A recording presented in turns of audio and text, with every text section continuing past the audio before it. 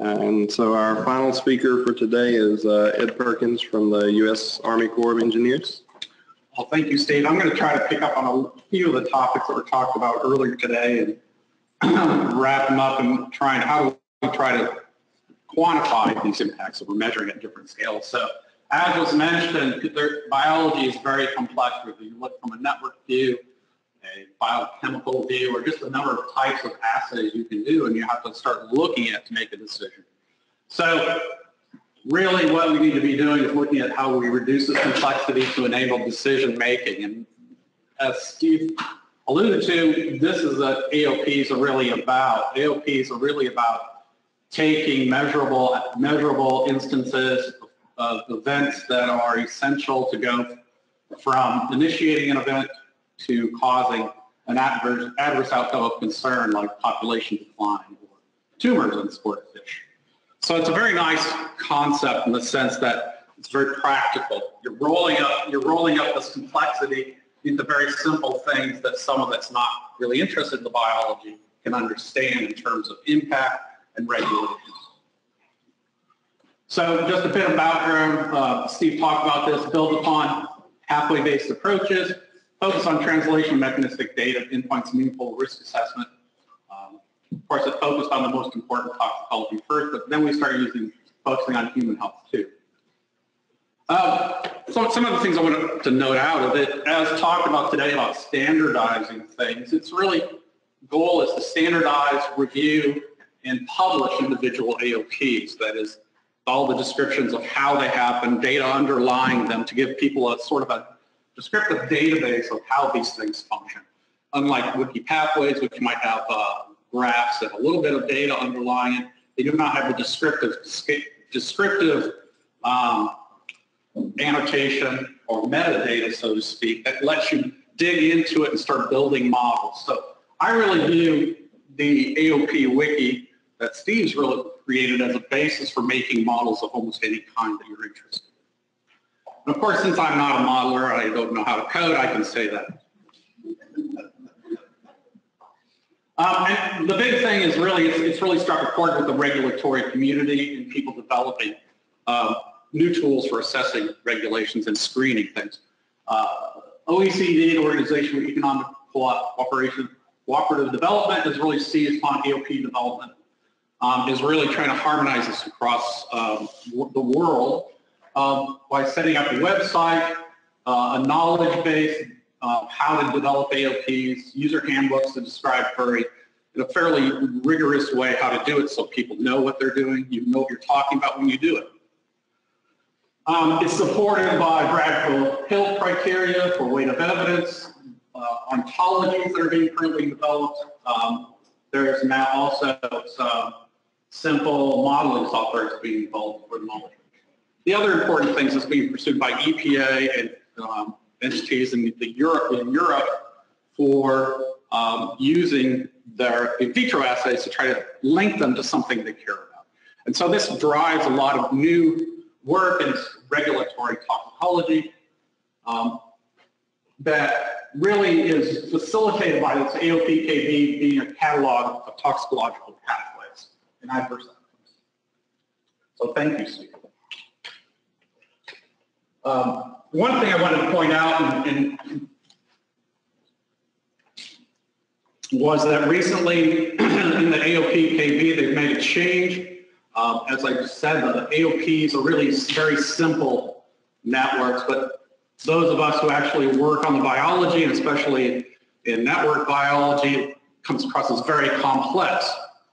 So now we've made changes in the descriptions of what each of these simple key events, whether they're an in vitro assay or a simple measurement, if they're composed of a network of genes representing multiple pathways that actually underlie that, then that can be described within a key event as event components. And this really has a practical use when we're trying to translate something from wiki pathways or from other systems biology type of approaches. Then we can sort of collapse a key event component community, which could be a subnetwork, into a node that represents a key event. So that lets us translate these more complicated pathways that are being looked at for the actual biology part of it to something that might be of more interest to a regulator. So I'm not going to dwell on why you want to do these things, but one of the reasons is that accessibility of focused knowledge and data for an array of endpoints of species of potential concern really hasn't been around as much. And there's difficulty in formulating transparent causal models for making predictive models for toxicology. So we think AOPs can have a big role in that. They really do provide a transparent conceptual framework. Many options are described for different taxa, pathways, and endpoints, clearly defined and measurable nodes that directly indicate perturbation. And overall, you can support them with weight of evidence-based evaluations, and they're done in the context of what a regulatory framework's already being done. So you're not trying to translate two different languages together. So we've spent a lot of time trying to build up and describe what exactly is an AOP. So now we're trying to say, well, how do you go from a qualitative AOP, where you've got a very good description of it, to a quantitative one? And what is a quantitative AOP? And we're still arguing about that. But basically, a qualitative AOP is very descriptive. It can tell you how the dose response behaves, but only in a descriptive manner. Basically, you start becoming a quantitative AOP when you start describing and capturing the response-response relationships between an event here, or even this event and that event, such that you can make a prediction from one to another, or you've got a function that describes the curves. I also like to think that even if you have an expert guided one that puts some numbers on these things, it can be semi-quantitative. So you can evolve things from a purely descriptive pathway to something that's full-blown mechanistic ordinary differential equation, depending on your data and your needs. And one thing that really has to be pointed out if you're interested in risk assessment is it does not include toxicokinetics or exposure modeling. And this is often what makes it more chemical agnostic, because you don't have metabolism included. So when we're talking about regulatory applications, usually that quantitative AOP, where you try to calculate these relationships there, that's really mostly used in hazard assessment, because it doesn't usually include toxicokinetics. You're really just trying to say, well, what happens if I perturb this molecular initiating event? And so all of these are really required to start moving up to risk assessment. And again, I want to point out that these AOPs are conceptual models that you can use for quantitative AOPs, and that's really one of their strengths. So you have to incorporate the heart of the AOP, the causality and the intent of it, but you don't have to have all of it. Like you may only model in detail a few key events that lead to that, or you may model some in a much more detail. So for instance, we've been looking at the HPG axis, and that's got a lot more detail in it for aromatase regulation than you want to actually include in the AOP. So it's actually rather flexible, and now the wiki can act as a collaborative site essentially, because it has a descriptive place to put all of this information. Of course, it's more of an open data sort of concept. Anyone can see your stuff when you put it in, so I think that's a little bit of a thing to get used to. So we recently had some workshops and trying to understand and sort of talk about how you can use quantitative AOPs and what one is. So there's a lot of different ones. I noticed a lot of different posters and talks today are actually look at quantitative relationships between different events, and whether they're probabilistic, nonlinear, regression modeling, or time-dependent using ODEs. There's also individual-based models or agent-based models, people using energy budget models to try to translate molecular level events to population level things by impacts on mitochondria or molting and different things like that. So there's a number of different types of models. I think people might get stuck in thinking that they have to be very rigid in what they do. So one of the things we've been trying to focus on is, well, how can we make rapid modeling predictions using AOPs and AOP networks? So in reality, one of the first complaints that people did coming across AOPs will say nothing's linear. Everything's really a network. I'm having a hard time really expressing what I'm doing in the context of a single pathway. So right now what we're doing is reconstructing networks, or deconstructing, depending on how they're started, but we're taking making networks of AOPs that lead to specific outcomes, or networks that were initiated by a specific class of chemicals, such that they overlap into different things. So this is one here. This is for steatosis, and Lyle Burgoon has made a Bayesian network based on this. So it's QAOP Bayesian network, and contains about, I think, 10 or 11 different AOPs if you look at the different potential molecular initiators there, and they all lead to steatosis. They can either end up in blocking steatosis or enhancing it, depending if they have agonism or antagonism of the effort. So what Lyle's done, he's gone to the literature, he's looked at the assays where there were knockouts, where there were knockdowns, at the probability, try to generate a probability that inactivation of one event will lead to the activation or inactivation of another event. And so this is a binary model, and really you're looking at what the probability of, if I knock out LXR, or I activate or antagonize it, was it going to go there? So actually this one's a 5% chance if you have an agonist, it's going to go this way, 95% chance it won't. And if you antagonize it, the effect's going to go that way. So it starts driving it depending on what in vitro assay data you have. So the nice part about this is it's relatively simple. You can justify how you develop your probability tables, and you can plug in almost any kind of data that you want to generate a yes or no, this was active, this was inactive. So for example, if we say, well, we did HSD 17B4 enzymatic activity, we found it was inhibited. If you plug that inhibition into the model, since this is a 99% probability that this will inactivate that, we then had a cascading effect to turn down fatty acid beta oxidation. And because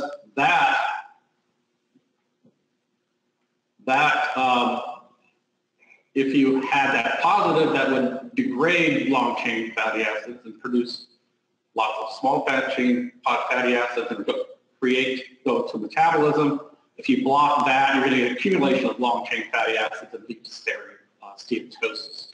And so also based on that, because of going backwards, it also says that these would be turned down, expression of these would be turned down because of probabilities. We can also see that you really don't have any impact on the rest of the system. So if you had enzymatic assays, or if you had assays for lipids, or if you had assays for enzymatic activities, or receptor assays, you can start plugging this data in and start understanding what's happening. You can also use this as a way to see if you have enough of the biology captured in there, enough of the essential biology, because if you know perturbation or antagonism of PPAR alpha will lead to steatosis, and your model, when you try to run it based on data, does not lead to steatosis, you're missing something. So it lets you start doing this, and it's also potentially applicable in an IATA context where you're trying to look at an integrated testing approach, try to assess different things. And we're actually right now talking with people in the Netherlands to try to apply it to a few case studies there with in vitro data, see what kind of things we get, and compare it to the actual in vivo data. So there's that. Oh, the other thing that I have to mention, since Steve objected earlier when I talked to him about this, just because it's binary doesn't mean it's not quantitative. You can also make this quantitative in many different steps. You can make it more sophisticated, multiple doses, high, low, medium, high, very high, and change it depending on what probabilities, how much work you want to put into it. The other thing I want to talk about is on the other end of the spectrum, something that takes a lot of data and has taken a lot of years to develop. Mechanistic quantitative AOPs, basically, how do you go about developing a QAOP that's very biologically rigorous, reflects what's really happening in the animal. This is for inhibition of aromatase leading to reproductive decrease in fathead minnows. Basically, aromatase can be inhibited. When it's inhibited, estradiol production is repressed, and you get reduction of telogenin synthesis, impaired telogenesis, reduced fecundity, and then reduce population levels. Pretty simple, straightforward AOP that's represented by some very nice assays. You can easily measure aromatase inhibition. It's in PloxCast actually. You can measure BTG synthesis fairly easy, and you can also measure plasma E2. You can measure reduced fecundity fairly easily, so it's a really nice one in the sense it's got very well understood markers.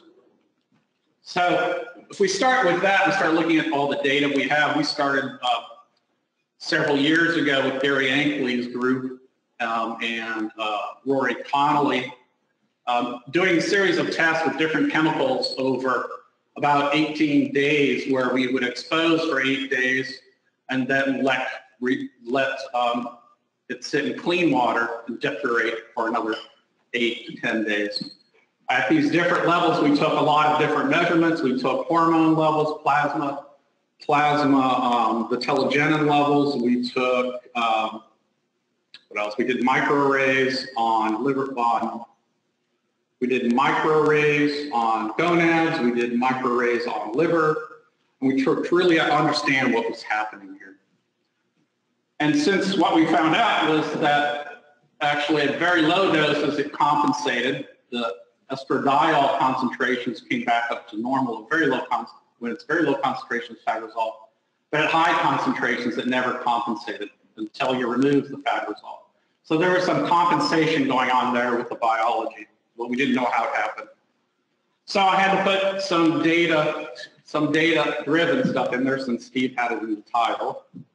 So what we've done is we've basically done a time series approach, taken combined microarray data, PCR data, plasma, hormone data, plasma, protein data, and done a time series Bayesian network analysis on that to try to understand how are these different components playing in the game and which ones might be driving the different compensatory actions.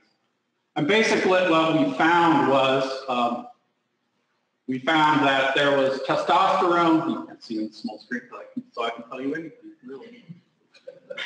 So basically what we found was testosterone was really causing increases in CYP19 expression. And we also found that FSHR was being driven by a number of the other genes.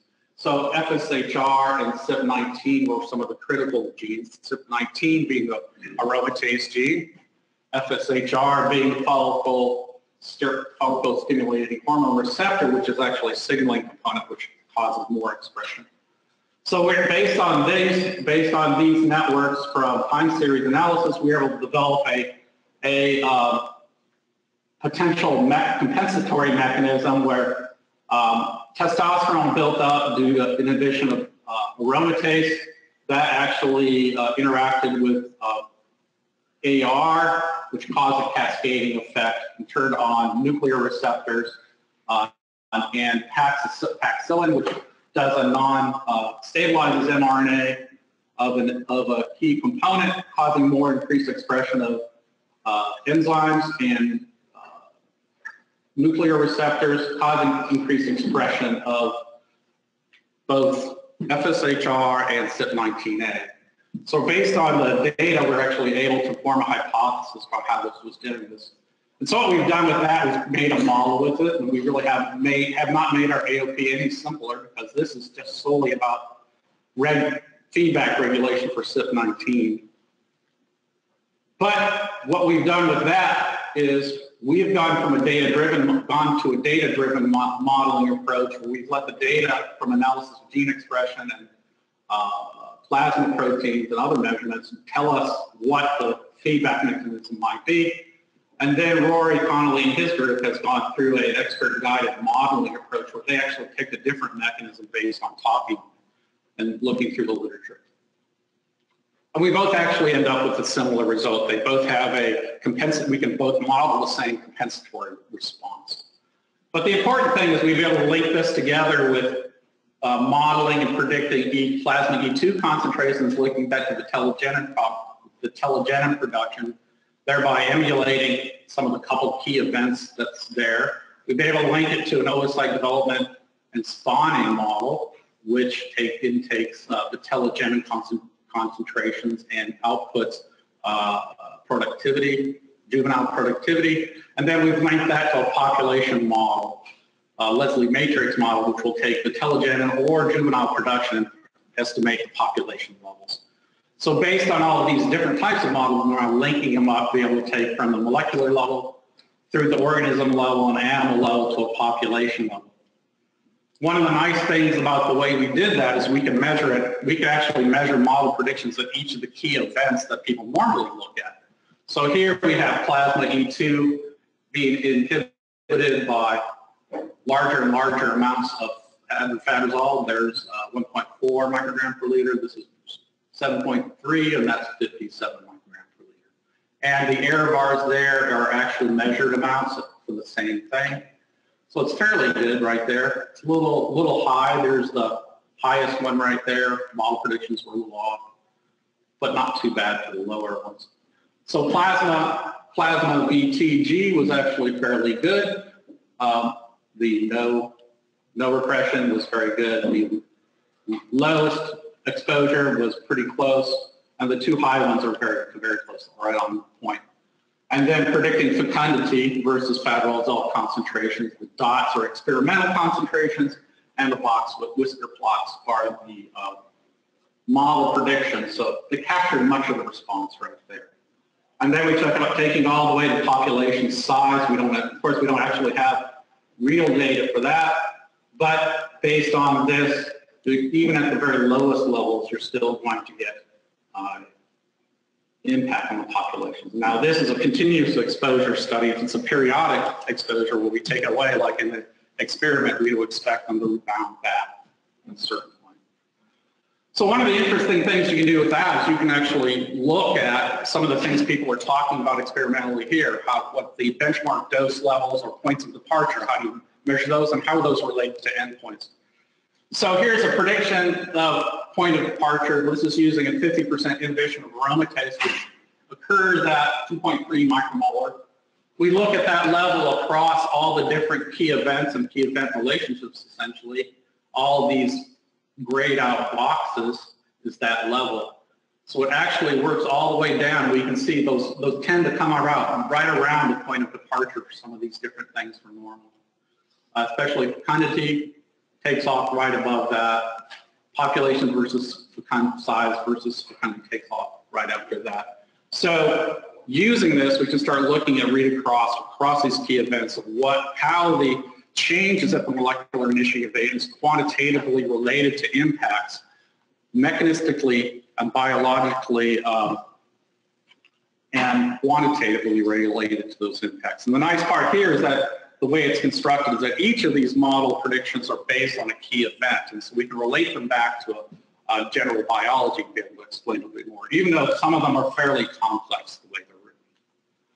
So I just wanted to give an idea of kind of where people are going with quantitative AOPs and how we're trying to go from qualitative descriptive AOPs, use that as a resource to start building AOPs, how we're starting to go through networks with AOPs, convert those networks to quantitative networks, or be able to quantitate some type of response on them. And then how we might be going to full-blown, fully quantitative AOPs and some of the things we can start doing with that. It's just a snapshot. There's a lot more that's being done. Like I see already a lot of people are doing that already. So that's all I have. Oh, wait. Can't forget all the people who actually did the work. So this is part of a long-term collaboration over the last 8 or 9 years between Corps of Engineers and EPA, and Gary Ankley's lab and Morgan Collins. Thank you very much.